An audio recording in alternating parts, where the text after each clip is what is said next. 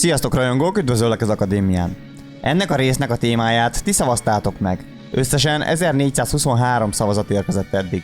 Ebből a szavazók több mint fele, 760 darab, azaz 53% gondolta úgy, hogy legyen a huttok faja a következő téma. Én pedig akkor most elkészítem ezt nektek. Külön kiemelném Huszti Balázs nevű nézőt, aki töretlenül hetek, hanem hónapok óta kéri a huttos videót. Ez a videó részben a szavazataitok, részben pedig az ő töretlen lelkesedése miatt jöhetett létre. Köszönöm neki és nektek is, hogy kéréseitekkel és szavazataitokkal hozzájárultatok az akadémiához. Mielőtt elkezdeném a videót, annyit még leszögeznék, hogy a huttok ugyan meghatározó karakterek voltak a filmekben, attól még a kánon szűkösen bánik az információkkal velük kapcsolatban. Ezért az elmondott adatok túlnyomó része a legendákba tartozik. Nem kívánom kitenni a jelzést, mivel nem látom akadályát, hogy megférjenek együtt ezek a tudásmorzsák. Mivel a huttokról hatalmas mennyiségű információ található, ezért a témát fel fogom tagolni nektek egy sorozatra, mely csak a fajtájuk bemutatásáról fog szólni. A mai részben a biológiájukról és néhány egyéb életvitelükkel kapcsolatos tényről fogok beszélni. A következő videóban a kultúrájuk, az életvitelük és a társadalmi berendezkedésük lesz a téma. Aztán a huttok rövid történelme, ezt követően pedig a huttok szerepe a galaxisban és a technológiájuk részletezése. Tehát, kedves nézőim, ez egy masszív, 4 részes sorozat lesz erről a fajról. Erre azért van szükség, hogy ne egy órás videót kelljen feltöltenem nektek, és könnyebben emészthető legyen a tartalma. A videókat tervem szerint folyamatosan töltöm majd fel, minden nap egy új, így most pár napig csak ők lesznek a téma. De kezdjünk is akkor gyorsan neki. Szóval megjelenésüket tekintve a huttok hatalmas, csigaszerű lények voltak, nagy, masszív farokkal. Felső testükön 2 apróbb kéz kapott helyet, és utána ez felett szinte közvetlenül a hatalmas, masszív szájat tartalmazó fej. Egész testük egyetlen, hatalmas és lassú lábként funkcionált, melynek mozgása leginkább tényleg egy csigáira hasonlított, mind a látványt, mind pedig a tempót illetően. Igaz, ritkán, de néha megesett, hogy egy-egy hutt akkorára nőtt, hogy már mozgásképtelenné vált. Nem rendelkeztek csontvázzal, így a fej és a test többi részének tartásáért és formájáért egy a bőr alatt elhelyezkedő porcosabb váz felelt. Bőrük volt a testük egyik legnagyobb ereje, olyan ellenálló volt egy hutt bőre, hogy a legtöbb vegyi és egyéb behatásnak képes volt ellenállni.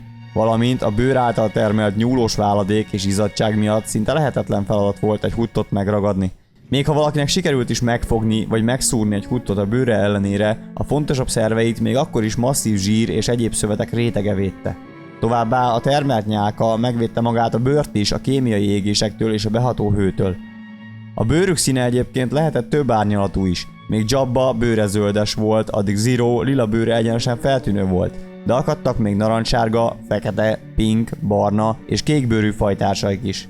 Néha megesett, hogy fehér bőre lett egy hutnak, de ez egy genetikai mutáció és a fajra nem jellemző. Ugyanezen mutáció miatt néhány egyednél megesett a bőr foltosodása és kirepedezése is. Immunrendszerüket tekintve szintén nagyon ellenálló lények voltak, mivel a legtöbb méreg és vírus hatástalannak bizonyult velük szemben, így ritka esetnek számított az, ha egy hutt megbetegszik. Azok a szóbeszédek járták, hogy még a sarlak is inkább kiköpte a huttokat, mint sem, hogy elkezdje emészteni őket, mivel szervezete nem lett volna képes feldolgozni azokat. Feltételezhetően ez miatt van az, hogy a ragadozók és más nagyobb fenevadak inkább kiutálták és kerülték a fajtájukat, de megenni senki nem akarta őket. Testüknek már csak a szaga is olyan intenzív volt, hogy az egyszeri embernek a gyomra felfordult tőle. Hatalmas fejükön egy pár hüllőszerű szem foglalt helyet, mely a fiatal példányoknál még sokkal feltűnőbb volt. Ezeknek a színe lehetett sárga, piros vagy zöld is. Ahogy aztán nagyobbra nőttek, szépen lassan egyre arányosabbá váltak a fej többi részével. Egyébként ezekkel az emberek és a legtöbb lény számára láthatatlan ultraibolya fényeket is képesek voltak érzékelni. Ez miatt pedig a tehetősebbek a későbbi időkben mindenféle fényekkel világították ki a palotáikat. Tovább lépve a lapos és nyomott orra alatt látható a huttok ajkak nélküli szája, mely akkora volt, hogy az egyik fültől a másikig ért. Hasonlatosan a kígyókhoz a huttok ki tudták akasztani az állkapcsukat annyira, hogy akár egy kifejlett embert is meg tudtak enni. Mivel ők is egy élő szervezet voltak, így őket is átjárta az erő. Ritka esetekben igaz, de volt példa erőérzékeny huttra a galaxis történelmében.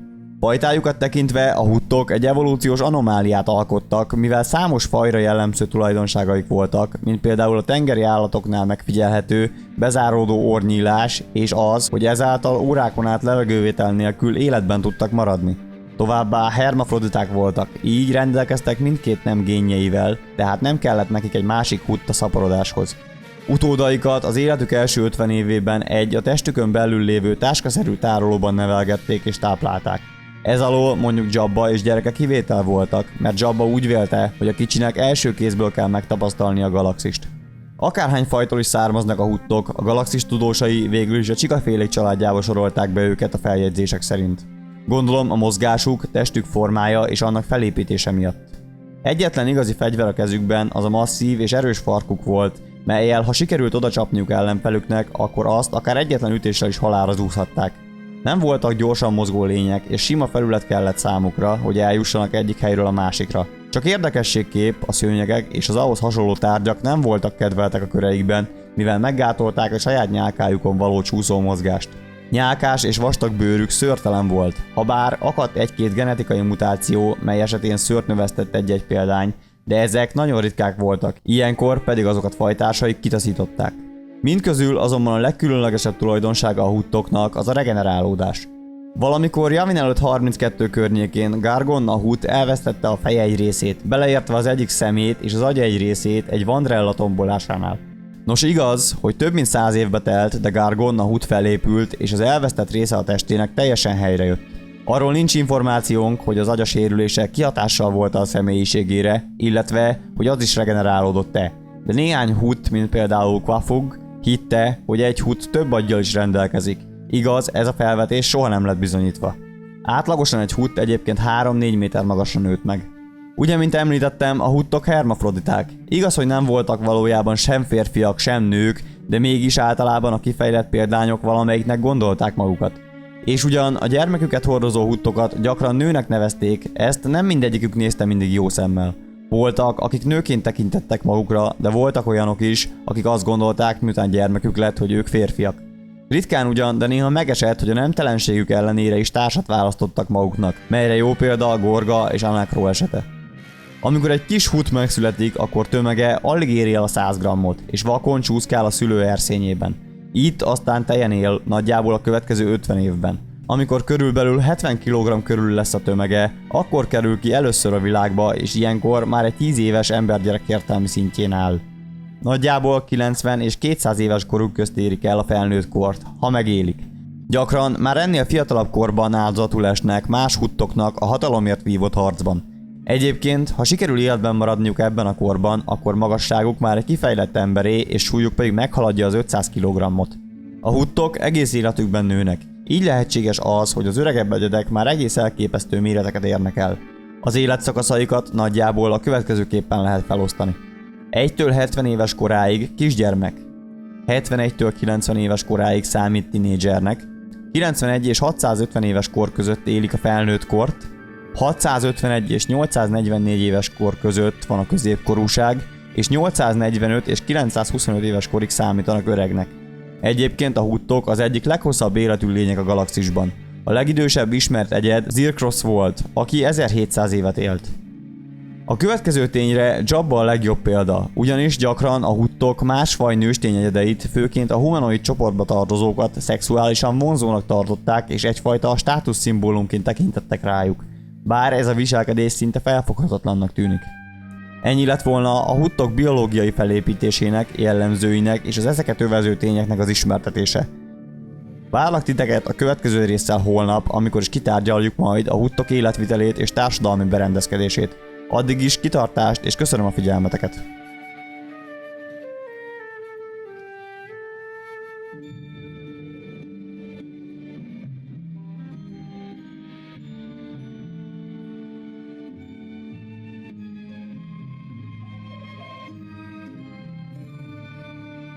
Remélem elnyerte a videó tetszésedet. Amennyiben igen, akkor kérlek nyomj egy lájkot. Valamint, ha még nem tetted meg, akkor iratkozz fel a csatornára, és ne felejts el kattintani a kis harangikonra sem, hogy értesülj ezen túl a legfrissebb tartalmakról azonnal. Így biztosan nem maradsz le majd semmiről. Ha van lehetőséged, akkor oszd meg a videót bátran, ahol csak szeretnéd, valamint keresd fel az akadémiát Facebookon és Instagramon is. Köszönöm a figyelmeteket, az erő legyen veletek!